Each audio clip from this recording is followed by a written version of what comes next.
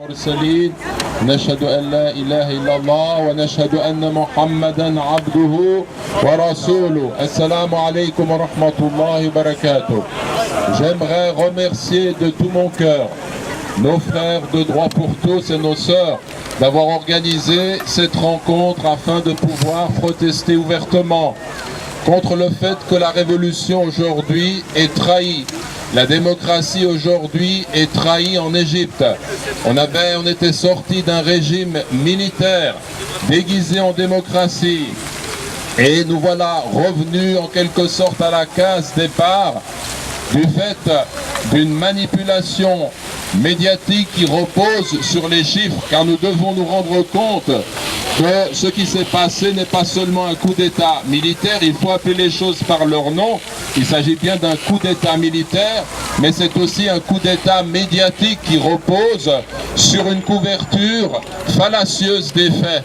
Il y a couverture fallacieuse des faits quand on nous a dit que Tamarod a réuni 22 millions de signatures, ce qui est un mensonge, étant donné le fait que, par exemple, en parlant de El Mahalla al-Kobra, ils ont prétendu réunir 1 million de signatures dans une ville qui regroupe ou qui a en tout et pour tout 460 000 habitants, les enfants y compris. Donc vous avez là des éléments qui vous montrent que tout est fallacieux au point de vue des chiffres. On nous a dit que pour Midan et Tahrir, ils étaient 14 millions, et puis 17 millions, et puis 20 millions. Certains sont allés jusqu'à 30 millions. Et la réalité des faits par rapport à Midan et Tahrir, étant donné la distance, la superficie que cela représente, c'est que si un peuple se réunit, une population se réunit dans ces lieux, ils ne peuvent pas dépasser le million. Ils ne peuvent pas aller au-delà, c'est impossible. Donc ce sont encore là des mensonges au niveau des chiffres.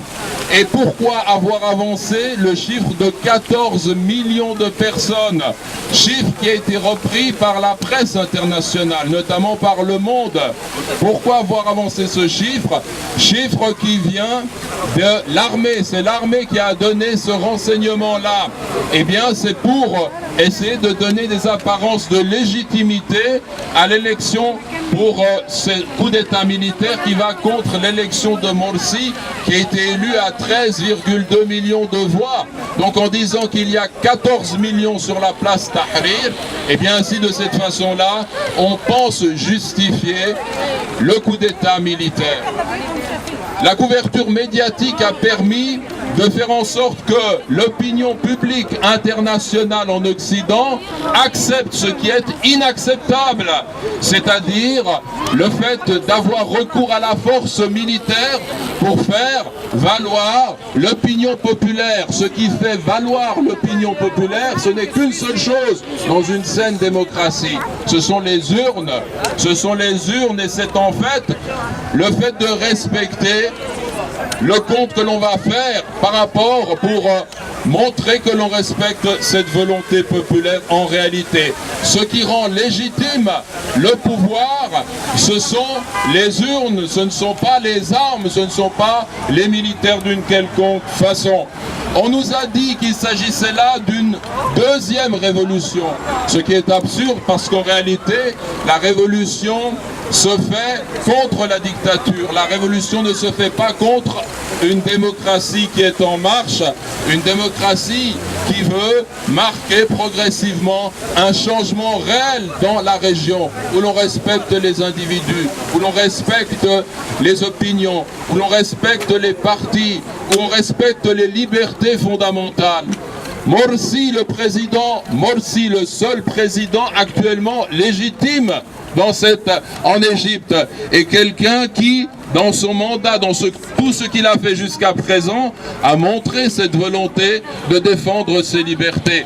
On nous a dit que lorsque les islamistes, entre guillemets, viendraient au pouvoir, le changement serait radical, que les libertés seraient confisquées. On a vu exactement le contraire. On a vu des gens profiter de ces libertés pour aller contre le pouvoir, pour insulter, pour tenir des propos infamants, pour déstabiliser la région. Et on a vu également tout ce qui a été mis en œuvre pour essayer de faire croire qu'il y a une incompétence du pouvoir et de la direction qui est menée par le gouvernement Morsi depuis des mois. En réalité, c'était une industrie de sabotage dès le début. Sabotage au niveau de l'électricité. Il y a eu des coupures répétées pour alimenter l'exaspération populaire. Sabotage au niveau de la distribution du pain. Sabotage au niveau de la distribution du gaz. Tout cela a été entrepris pour que le peuple, une partie du peuple, ceux qui ne comprennent pas, ceux qui sont manipulés, ceux dont se servent les militaires pour fomenter ce coup d'État, eh bien, se réunissent et estiment qu'il faut écarter le président Morsi. En réalité, nous sommes ici pour marquer notre détermination. La première, c'est que nous ne pouvons pas accepter